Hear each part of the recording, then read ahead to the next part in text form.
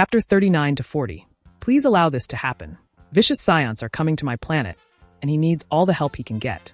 I don't know, this doesn't happen often. A giant red man was towering over the two from his equally large desk. On the desk, you would find what you would normally find on a normal office desk. He was looking quite annoyed at the situation before him. Goku eh? Well, he has enough deeds to go to the upper world already, that is if he were dead. Going to see King Kai and exploring the other world while he is alive. You can see why I am having trouble accepting his passage. Well, you are alive, right? King Kai is alive as well. He won't be interfering with the dead, or anything like that, so you don't have to worry. Cammy was getting a little antsy. Just one word, and his godhood could be revoked like a gym membership. Yeah, well, I don't think so. Go back dash, before he could tell the two to scram. The oversized phone on his desk rang. He picked it up and instantly went to a respectful tone. After a few minutes, he put the phone back and went to address Goku. All right, you can go in. Don't do anything stupid, or you will be sent straight back. Cammy didn't question what the phone call was, and went straight to thanking Yama for his generosity. Leaving Goku to his own devices, he went back to Earth to oversee the situation. A guide stepped forward and led Goku to the beginning of the snake. This is Snake Road. The legend says it's about 1,000,000 kilometers. Good luck. Okay, I am taking off. Come to think about, all I have been doing was training. I have never gotten to really test out my power until now. The poor guide was confused when he heard that. Goku adjusts himself like a runner would do before a marathon, and in a blink of an eye, disappeared from sight.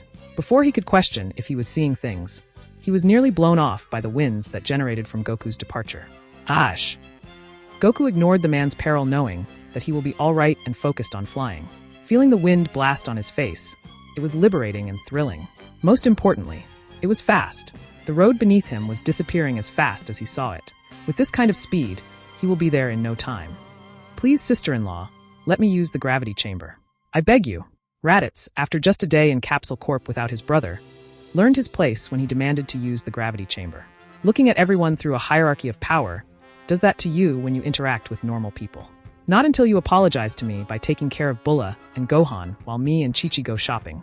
Bulma didn't really mind what Raditz did earlier, but she sure as well capitalizes on it with the leverage she has in her pocket. Who wouldn't want an on-site babysitter? You mean those demons? I would rather face Vegeta's wrath than their machinations. Last time they pranked me, my beautiful hair was nearly chopped in half. Vertically, when Bulma and Chi-Chi looked at their children, they looked as innocent as can be. Of course, they can't hide anything from their moms, but the moms sure can pretend. Ah, look at them. Do you really think they can hurt the big bad uncle? Anyways, we will be back by 7 p.m., and don't let them eat too much junk food. Tada! The door slammed shut. Raditz ran up to it, but it was locked tightly. Heaven forbid he force it open and face another penalty. The next thing he knows, a bag was dropped over his face, obscuring his vision. Gohan, grab the paint, I can hold him. Don't you dare, you little sh*ts. How are you so strong? What do they feed you? He was not wrong. Not wrong at all. The flight was fast, easy, and efficient. It only took him an hour with his current power, and he felt quite proud of this achievement. Arriving at the tail, he looked up to see a small planet in the sky. He leaped up towards it, and when he got close, got sucked in from its gravity. He landed gracefully and started to look around. Hello? King Kai. Goku arrived at the door to the house and knocked on it. After a couple of more seconds, the door opened with a short monkey standing in front of him. They stared at each other for a few seconds before some noise in the back of the house started to make itself heard. Who is it, Bubbles? I am still in my morning bubble bath. The now identified Bubbles answered with the typical monkey sounds. Some laughter even started to come to Goku's ears. Backing away from the door, he started to look more around the vicinity to wait for the Kai. As he was inspecting the car in the driveway, the door opened to reveal a short, fat, alien-looking man. He had antennas and shades to complete the look. Who goes there? The person shouted tiredly. Goku went up to him and bowed to show respect before introducing himself. My name is Son Goku. I come to seek martial art techniques from you, King Kai. Wait, you are that Goku? I thought I told that brat Yama to bring you in an hour ago? How are you already here? I am pretty fast. I see. You probably have a technique of some sort to go faster. Anyhow, I heard your situation, Science, huh? Sounds like someone doesn't like their greens. Yes, they are coming. I want to learn martial arts techniques in order to better combat them, and face the danger that is greater than theirs if it ever appears. You can't give the other party any reason to suspect that you know the future in great detail. Any implication of that could lead to a god coming for me. Giving a broader blanket will cover any mistakes or questions that arise in the future. Martial art techniques? I have a few. I wonder if you will be able to learn them. Wait, is that a tail? I thought you were scheduled for the upper world after death. King Kai just noticed the tail wrapped around Goku like a belt. A scion on his land is the meaning of death. Ah yes, I am a scion. I was hit in the head as a kid. Oh, that's why you have no sense of humor. An awkward silence ensued after that for a short period of time. I will teach you if you fix your sense of humor and tell me a joke that will make me laugh. Good luck. I watched through an entire Amy Schumer skit and didn't break a peep at all the creative and original jokes. The basis of making someone laugh on the spot is to always go for a basic joke. Nothing elaborate or the need to know something beforehand. Something unpredictable to hit you from left field. Why didn't the skeleton cross the road? Why? Because he didn't have the guts to do it. An original was always a good one. King Kai looked visibly stunned and was speechless for a while. He started mumbling wordlessly. Skeleton rode guts. He was struggling to hold in his laugh. Snorts were leaking out of his hand-covered mouth. Not surprisingly, he burst out laughing uncontrollably. Mission success. That was good. You are a master of comedy. You wouldn't mind if I stole that, would you? Nah, everyone does that nowadays. Okay, so let us start with your training. Since I see that you are responding fine to the gravity of this planet, and you only asked for technique training, I have 2 I can pass down to you.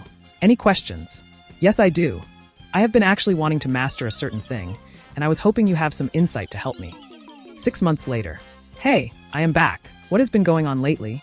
Goku stepped in the front door of Capsule Corps after an intense half-year training regime. Daddy! Both of his children ran up to him and hugged him. Little did he expect that his brother also came running when he arrived. Kakarot, you are finally back, please save me. It feels like I am their lackey, just like when it was in Vegeta's group. I thought I was away from this nightmare. Goku put a hand on his brother's shoulder and gave him the unfortunate truth. You are not going to be someone's lackey. After that, he pushed him away as he stood there stunned that his own brother told him that. At least I am not Yamcha's level.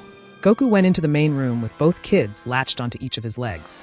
He sat down on the couch as both of his wives were beside him asking about how the trip went. It was great. I learned a lot of good stuff. I came back earlier than expected because King Kai's planet was too small for me to finish my last technique. Anyways, there is around half a year until the Scions come. I want to do something really special that will surprise them. After he finished saying that, he looked at the 2 kids on his legs and had a sh**teating grin on him. Everyone in the room had an eerie feeling that it wasn't going to be a good surprise. For flaming balls appeared in the sky out of nowhere and hurled towards the inner city. The howling sound of a meteor alerted everyone before it crashed, uplifting debris everywhere. The civilians barely were able to get out of the way and prevent any serious injury. The crowd gathered around the 4 craters discussing what it could possibly be. An attack. Bombs and missiles from those Soviets. Magic. Wizards in an epic duel crash-landed here. Aliens. It's the end of the world as we know it. One outlandish claim triumphs the one previous, and it went on for a while. All the commotion stopped when the door of the sphere burst open, revealing a person inside. His flame-like hair flowed through the wind as he looked around at the vermin that surrounded him. A decent planet littered with trash. Flying up, he looked down with contempt. His allies also left their pods and met up with Vegeta. There is a high battle power not far from here, one of 10,000. Not too bad for a low-class scion like Kakarot. At the sound of Kakarot, Vegeta's forehead had a small vein spurt out of nowhere. The girl beside him that reported the battle power snickered at the short man's seething anger. Short, objectively speaking, of course, since she was around the same height as him. Let's go there this instant. I want to see this traitorous Kakarot for myself, and show him what the power of Scion royalty truly is. Vegeta took off in that direction instantly. The 3 others just looked at each other before taking off to join him. For power levels were approaching him and fast. He asked all the others to stay out of this racial feud by turning down their power levels. He was getting anxious feeling not knowing who these 2 new Scions were.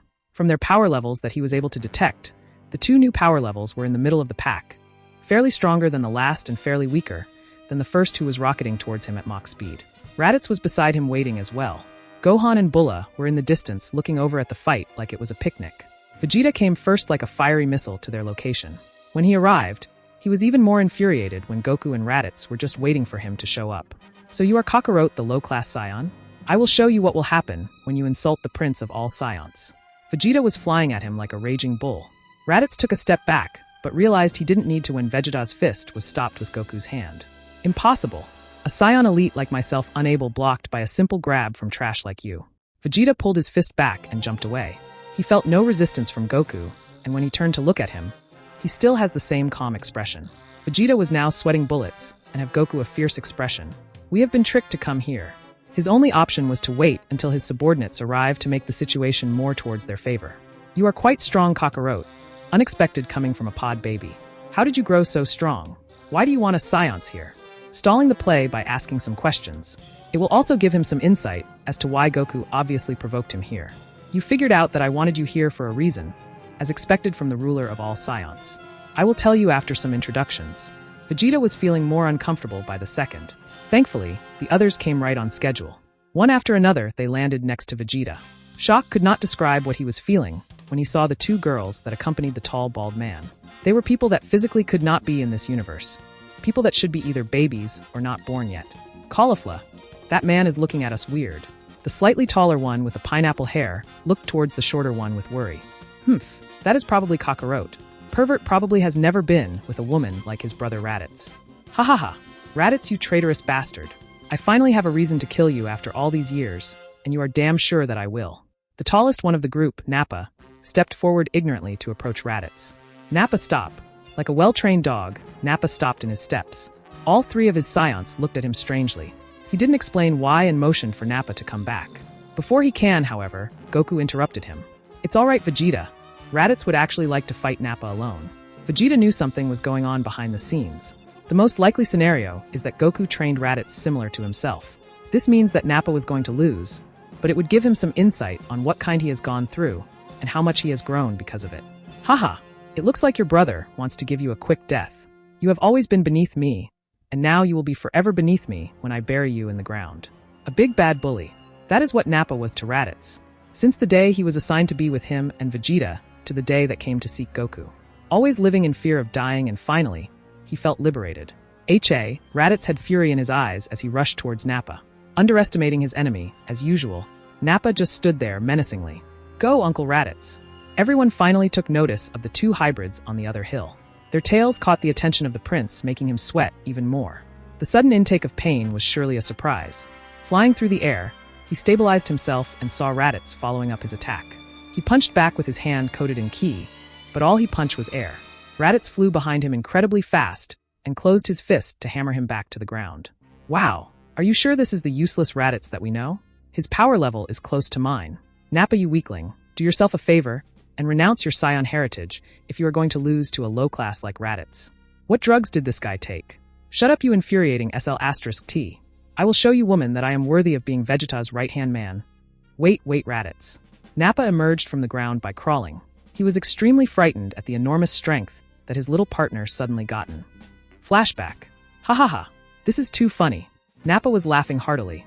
He was watching his partner getting beat up by a small green germ. The Cyberman ran up and tackled Raditz to the ground and left him with a black eye. He got off and ran back towards Nappa. He was dizzy and got back up. He looked at Nappa resentfully, but when their eyes met, he shrunk back. Nappa took out more seeds from his pocket. Planting then watering them, 3 more Cybermen grew from the ground. Go get him. Raditz landed near Goku and planned to finish Nappa off. He put both his hands up and purple lights started to emit from them. Double Sunday. 2 beams of light with spirals came rushing towards Nappa at record speed. He didn't have enough time to dodge, so he could only block. A fume of smoke came Nappa's location until he was sent flying back. Landing right before Vegeta, he had burn marks all over him from the blast. Coughing a little bit, he opened his eyes and looked up towards Vegeta. Raditz is too strong. Please help me, Vegeta. Vegeta didn't even look at Nappa, but straight at Raditz. His growth was too astonishing, and he was trying to decipher how he could have possibly gotten this strong. Finally looking down at his own general, he scoffed at the weakness and uselessness of him. He and the girls were on the elite class, and he was a middle class, now beaten by the weakest of the bunch. The disappointment was immeasurable. Reaching out his hand, he assured Nappa that he was a benevolent leader. That was until he was thrown in the air. Everyone knew what was coming, and frankly, no one cared. You live the life of a dog biting every dog smaller than you. You will eventually provoke the wrong one. And no one will care. I have no need for weaklings like you. There was no need for grandeur, as all he needed to finish off the Scion was a ki blast. Goku did nothing to stop it or have a change in emotion. Vegeta is evil, but with his intelligence and emotion, he was able to change his outlook in life. From all he knew of Nappa, all he cared about was the thrill of the fight and torture. He was brainless and ruthless. He did not care if he survived or not. Raditz was on a high. Obliterating Nappa was incredible for his self-confidence. The way he thrashed the big man around, he felt like he could beat Vegeta no problem. Come at me, Vegeta. I will show you true hell. He was able to rush off into battle once more until Goku stopped him. Brother, you have improved a lot with training your body and learning ki, but you can't face him. His excitement was popped like a balloon and was able to protest until he saw the look in Goku's eyes. It was saying that he wasn't weak, but not strong enough. Goku has been training his brother in gravity and learning about the wonders of ki. He, however, noticed a very important detail that affects his training. Although he had the motivation and drive, his innate talent was nowhere near Goku's or Vegeta's. It took him longer to endure higher gravity and harder for him to learn techniques. His growth was improving by leaps and bounds, no doubt, but Goku and Vegeta's talent are through the roof compared to normal Saiyans. Getting called back by your little brother? Too scared to face someone actually strong? You have gone lower than I thought, Raditz, despite your power boost. Caulifla mocked Raditz relentlessly. She never really toyed around with Raditz as Nappa did. She mostly mocked anyone she could, even Vegeta. With her near-prodigal talent, she was the only one able to keep up with Vegeta. Shut up. My brother is stronger than all of you combined. With his help, I was able to have my revenge on you. Kakarot, surely I can match Caulifla. Rolling his eyes at his brother's battle-hungry side, he gently pushed him and gestured to the kids. He conceded and went to sit with the kids who had popcorn in their hands. Vegeta stepped forward and without saying anything, he motioned for the girls to also leave the scene so he could fight. He might have blocked his punch earlier, but surely he isn't that much stronger than him. As transparent as a window, Vegeta's thoughts escaped towards everyone there. They were Saiyans, rough and tough, but they were also girls wanting to enjoy a battle between two powerhouses. The picnic blanket was large enough for the girls to join, and they did when the cute little kids waved them down. Better than standing or sitting in the sand. Caulifla could not stand kids, so she sat at the very edge of the blanket, while Kale sat next to her and Gohan. Gohan was extremely friendly to everyone he meets, only being mischievous with Bulla sometimes. He handed Kale a bucket of popcorn, and she looked at it curiously. She popped one in her mouth and stars started to shine in her eyes. Thanking the little man, she started chowing down. Kale, what is that? Is it that good? Looking like a chipmunk, she gave Caulifla some as well. Taking some, she also loved the buttery taste, and they both looked like they were watching a movie. This is my only move. He is a low-class Saiyan, so surely he hasn't trained his mind in that form. It will equal the playing field. Conjuring a small round power ball in his hand, he sent it flying behind the spectators so that they wouldn't transform. It would be a 4v3 if that happened, and he didn't want to risk to see if those kids were monsters either. Transforming into the ape form, everything was bigger and better than before. Hair was everywhere, but also covered by his stretched armor. The only way for his opponent to win was to also transform, but lose his sanity in the process. Genius. Well, technically, he didn't need to transform to beat the giant ape before him, but he looked at the moon to humor him. Vegeta expected a giant ape versus giant ape, not whatever was happening right now.